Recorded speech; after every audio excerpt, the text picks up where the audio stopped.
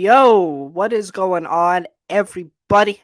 Welcome back to Wars of the Stars morning stream number 2. We are back for back to back days. Yes, if you weren't here yesterday, we are, or I haven't heard from Alex in a few days.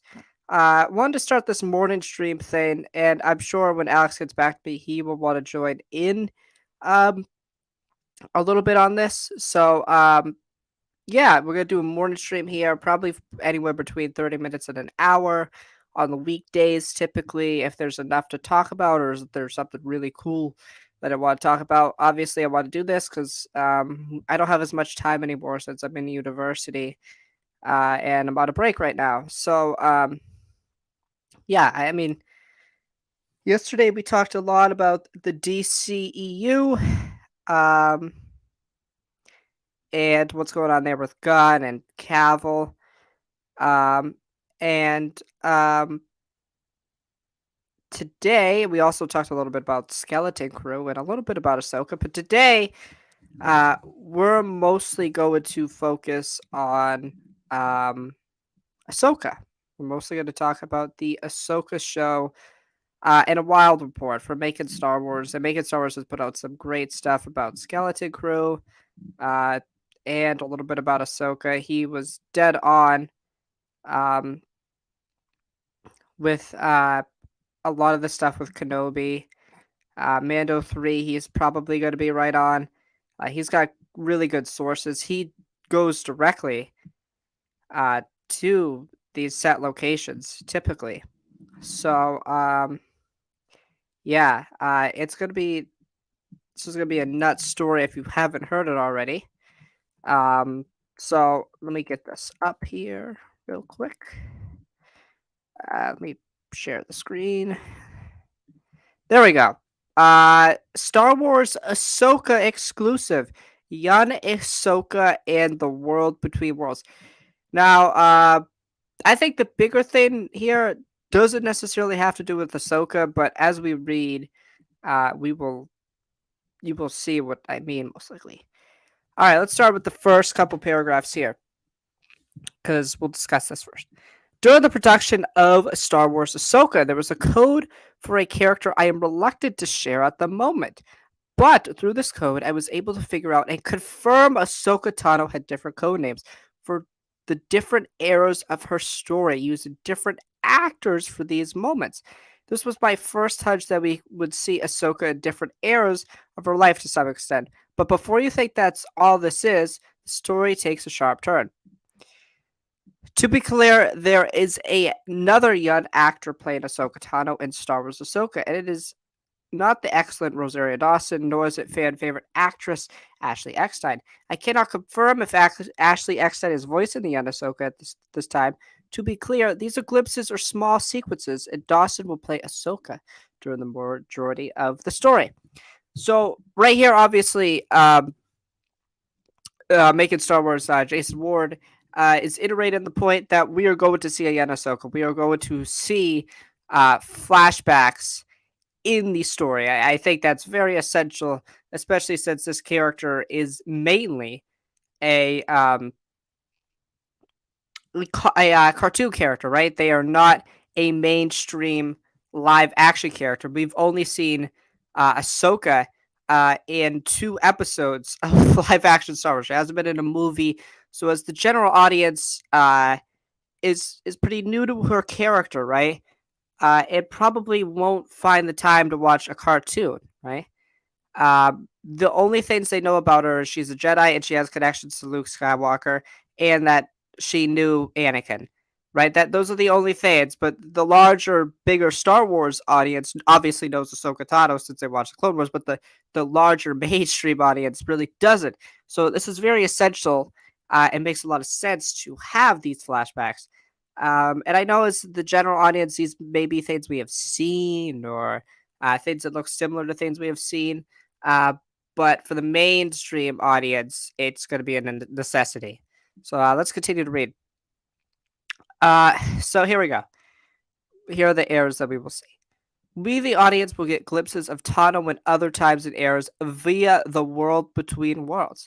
There's a version of Ahsoka in her late teens, One for another undisclosed time might be present day Ahsoka in terms of the narrative itself, and finally the version we saw in the final moment of Star Wars Rebels in her magical white robes, obviously Gandalf, right?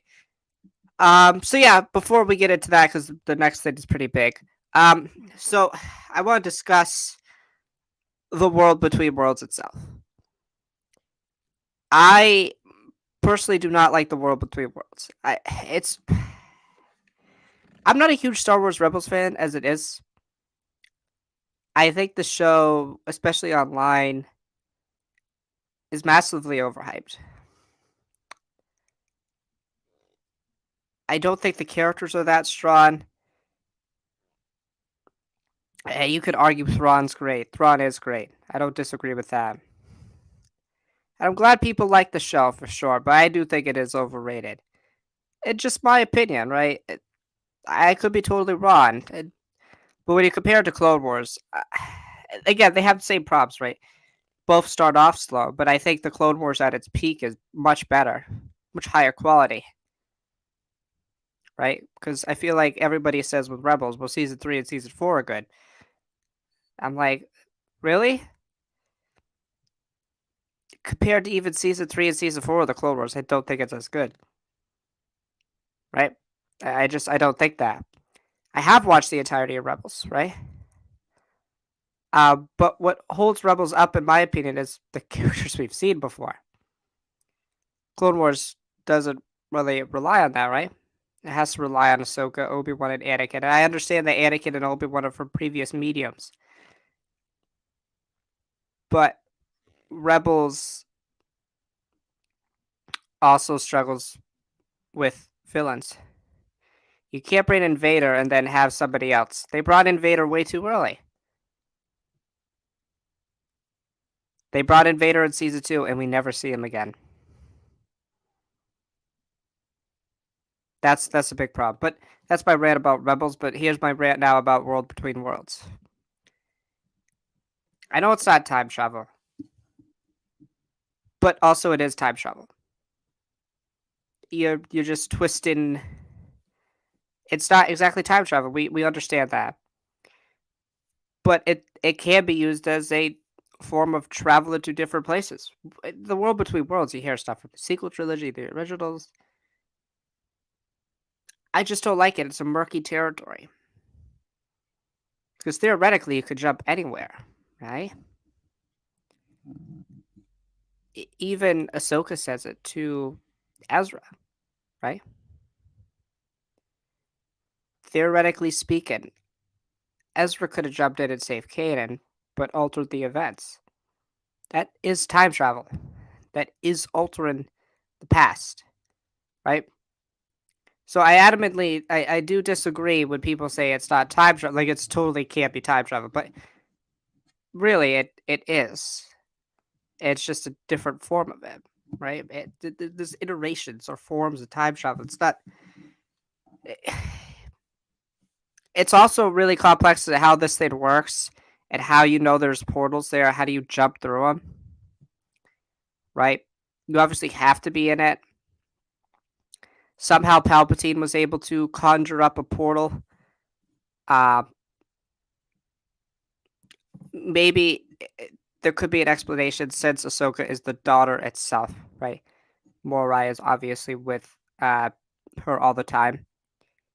That since Ahsoka is the daughter itself, she's the embodiment of the light side of the Force.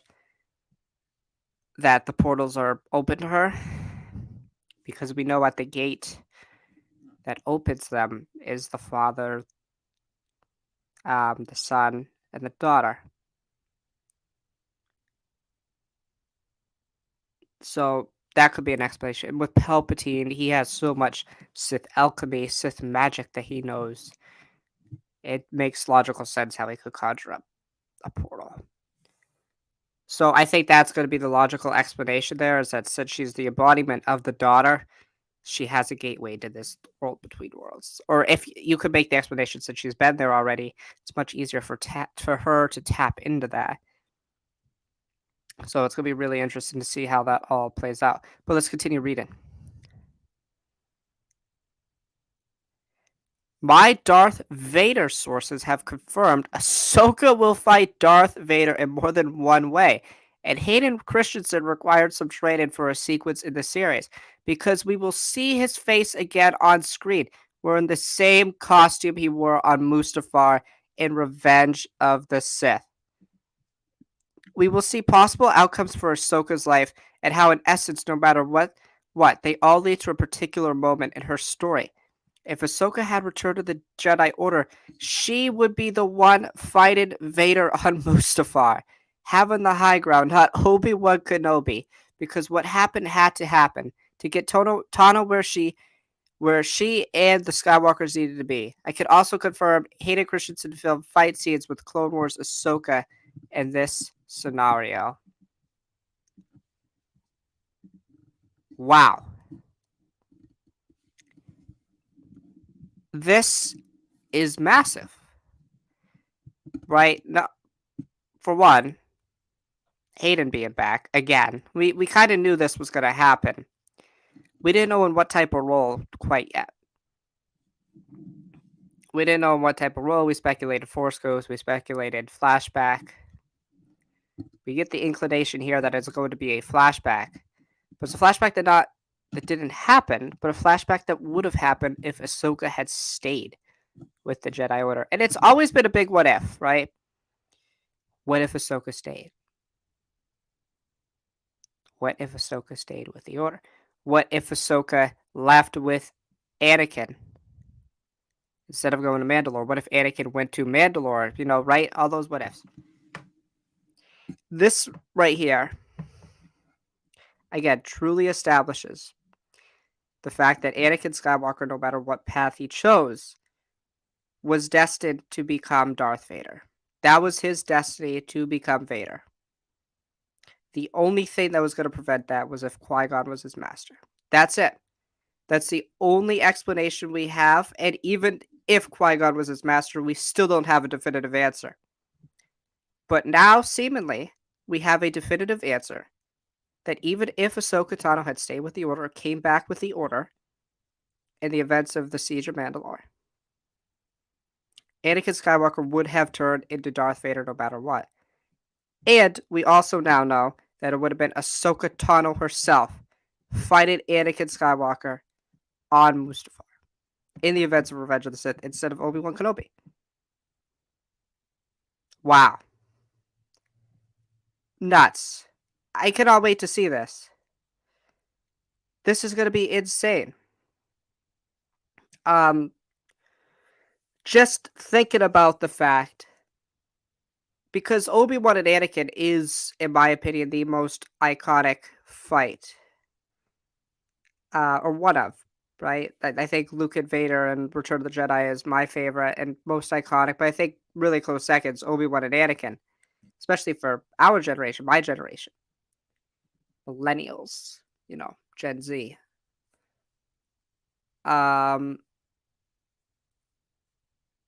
To think of the possibilities of a fan favorite character like Ahsoka to fight Anakin on Mustafar is insane. It's gonna be a pretty emotional moment, right? The questions also arise: does Anakin make the same mistake? How does that fight play out? Right?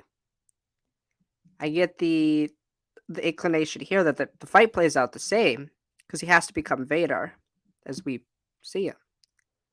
That Ahsoka Tano will defeat Anakin Skywalker. That's what I get here. I don't think the outcome changes. I just think the person who Anakin's fighting changes, which is insane to think about. Also, on another note, I feel like we got an underutilization of Hayden Christensen and Obi-Wan Kenobi. He was in what? One scene in episode 3. Flashback in episode 5. Bacta.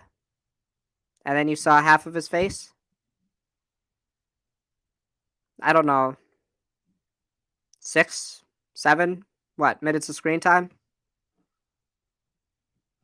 Felt like he was underutilized. I feel like flashbacks could have been utilized a lot better, especially if we were going to go Uh,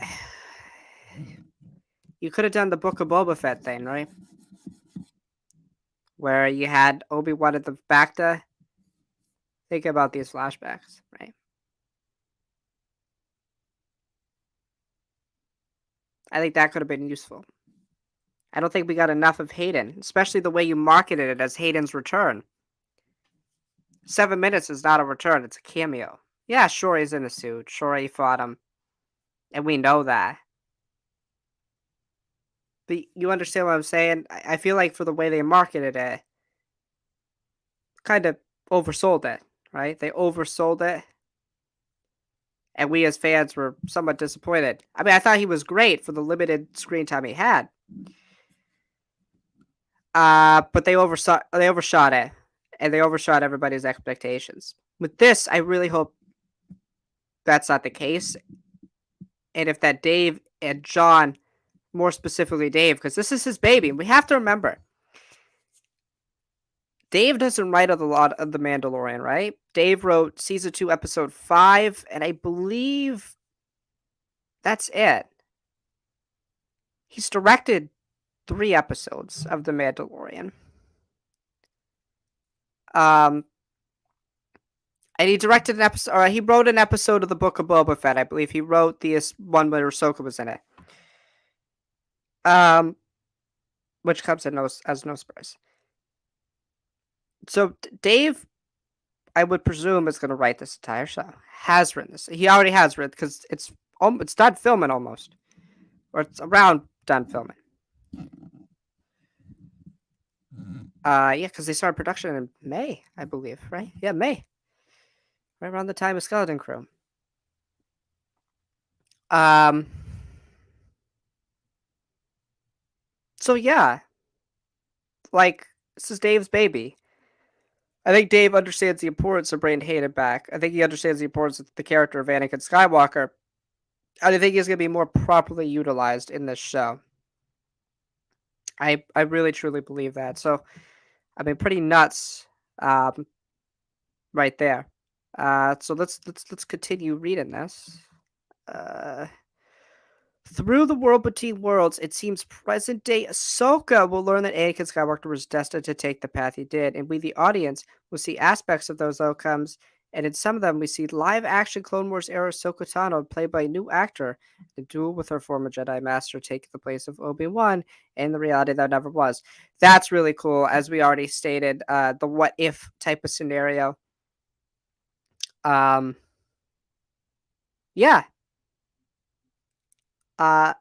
Very, very cool. Okay, now here we go. We're gonna end this off here. Ahsoka will see other visions in these sequences. Had Ahsoka killed Thrawn and Ezra Bridger did not need to use the Purgle, Ahsoka's destiny remained the same. The lesson for Tano appears to be that she cannot change her destiny, and instead she must embrace it. In essence, it sounds like Ahsoka works through her regrets. This is why she's so centered in that peace when she's with Luke Skywalker. K. Sierra. This Ahsoka series has sounded pretty badass. It is, man. It really is. Shout out to Jason on that. I'm sure we'll get more details from him. He's fantastic with this type of stuff. Let me take a drink here.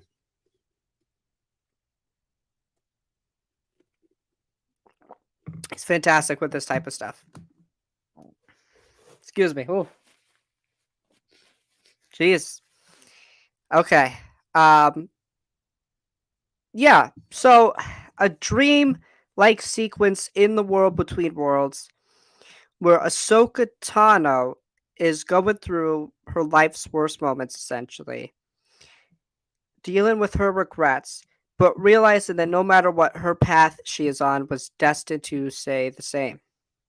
It's destined to stay the same. Now, I think this show is, I'm not going to say it's a swan song, because I think Ahsoka's going to be around in Skeleton's Crew. I think Mando, maybe not season 3, but season 4, definitely. And also will be around at the end of the Mandoverse, when we're fighting against Thrawn and whatever allies he has, seemingly these Night Sister mystical force creatures that established the force in our galaxy, presumably.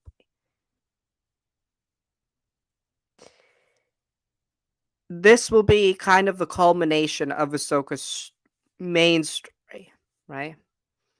She'll find Thrawn, she'll find Ezra again. We'll get the setup to the big bad. And kind of, I guess, essentially at this point, um, be done with her main story.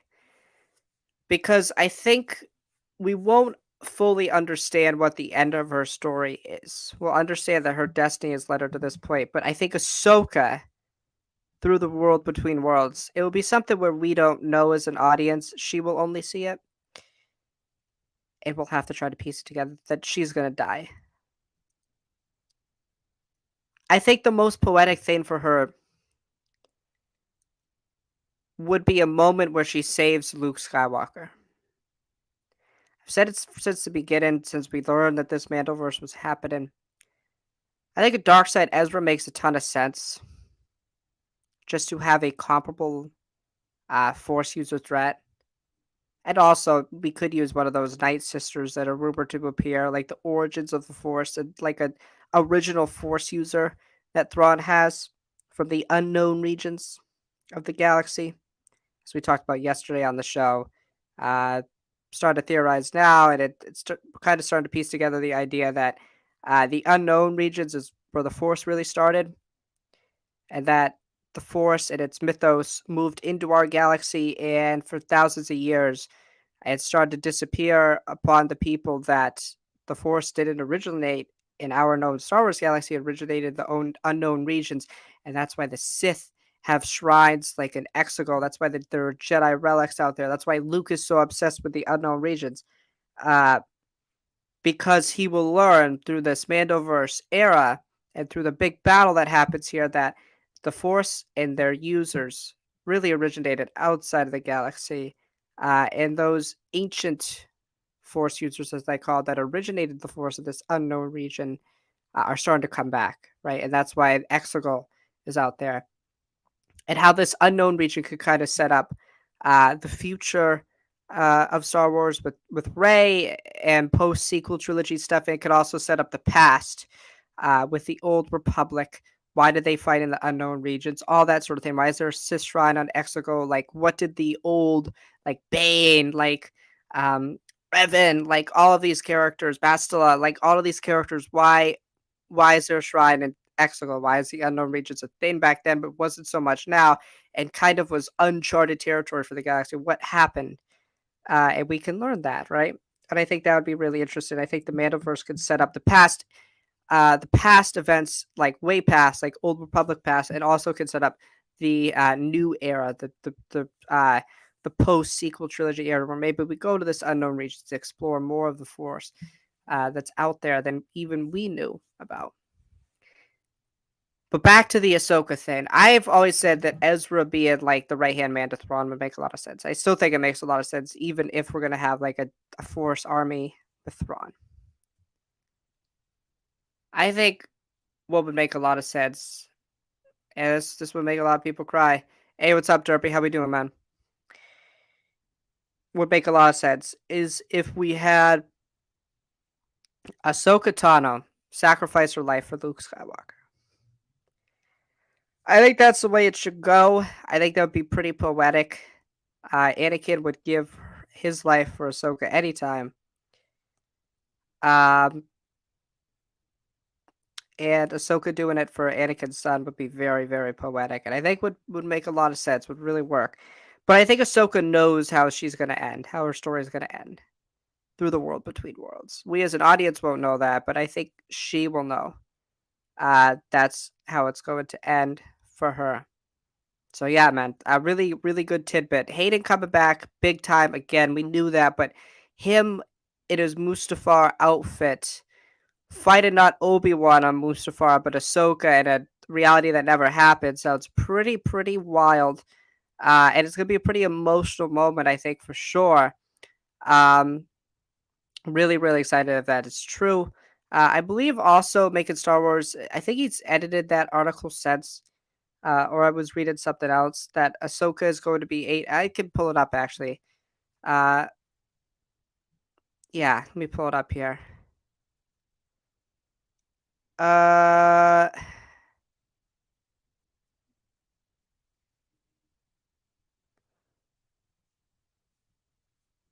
yeah, I think that's it. I think that was it.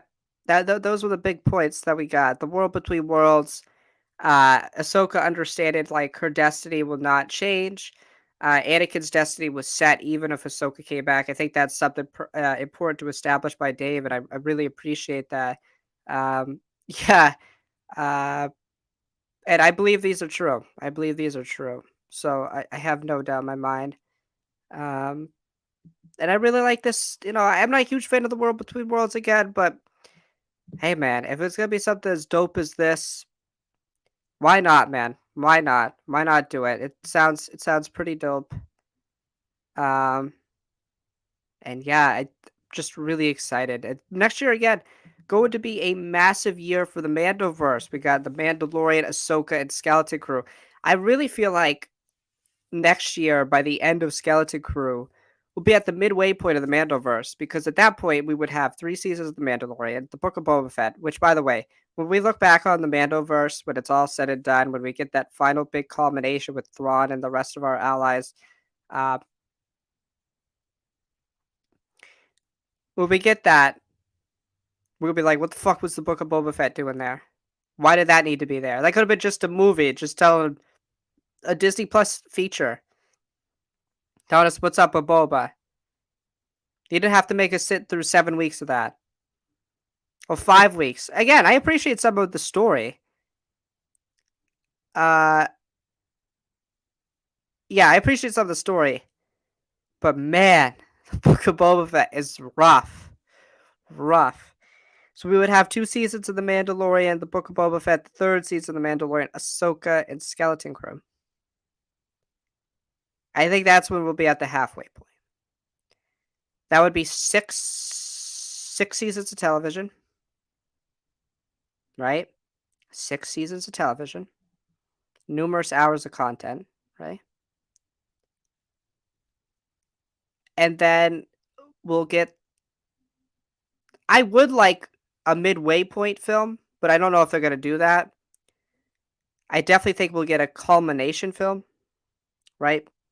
I think we'll get Skeleton Crew season 2, probably Mando season 4, probably something else, right?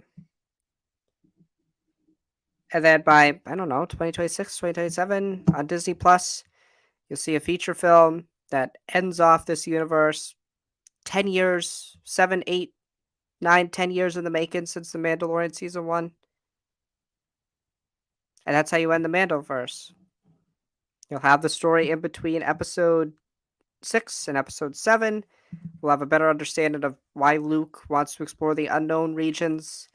We'll have a better understanding about why Exegol is in the unknown regions. We'll understand more about the unknown regions. I think that's the big thing with Star Wars is they're going to explore the unknown regions. I feel like if we're going to do a post-sequel trilogy, that's what we're going to explore. Right? Because if we're going to go the way that the Force started in another region, that the mythos that we know really didn't start in our galaxy, like it seems to be inclinated through the Skeleton Crew show, then we'll explore that unknown region more in post-sequel trilogy stories and in the Old Republic type era. Because it will better make our understandings better about why all these great battles between the Jedi and Sith happen on places like Exegol, right? And it'll help us better understand why the unknown regions is now uncharted space, right? Help us better understand the Chiss, the Grisk, all of that sort of thing. I think it would just make the galaxy wider, broader. Saw Avatar is pretty good. That's good, man. I gotta rewatch the first one. It's been years since I watched the first one. I don't even know if you guys go see the second one. I don't even know. I'm probably gonna go see the second one. But yeah, I've got to see the first one again. It's been a really long time since I watched Avatar. I've been a really long time. I can even tell you the main character of Avatar. To be honest, I think James Cameron is great. I think he's great, but I haven't watched Avatar in probably almost a decade. If I'm being honest, I don't think I've seen Avatar since I was like 10. I am now 19. I don't think I've seen Avatar in almost a decade, so I gotta go rewatch it. But yeah, I'm really excited, man, with all this Force lore and how Ahsoka and Galactic Crew could connect, and presumably the Mandalorian season 3. This is my favorite. This is becoming my favorite era of Star Wars. Besides the Clone Wars era, Mandalorian really saved Star Wars for me personally. It made me fall in love with the franchise again. The characterization, just every episode's a banger, and it makes you feel like a kid again. That's the one big separation between the Mandalorian and Andor for me. So the Mandalorian makes me excited, like excited, like it has that thing where it gets me up at 3 in the morning. The Andor didn't have that. Andor was good, but the Mandalorian has a unique ability to get me up at 3 in the morning to watch a show. None of the other shows did. None of the other shows did. I feel like a kid on Christmas every time the Mandalorian comes on. I don't feel like that with Andor. That's a big separation point, I think, for me personally. And yeah, that's the only story I got for this week. I want to thank everybody who's going to watch this on replay, everybody who watched live. I will be back. Who knows when? Who knows? For another morning stream. I really enjoy doing these to wake up in the morning. And I appreciate everybody coming out. We'll be back Monday. I'm sure there'll be. Well, I don't know if we'll be back Monday. No promises here. But as always, may the force be with you. May you stay burdened with glorious purpose. And we will see you next time. Peace.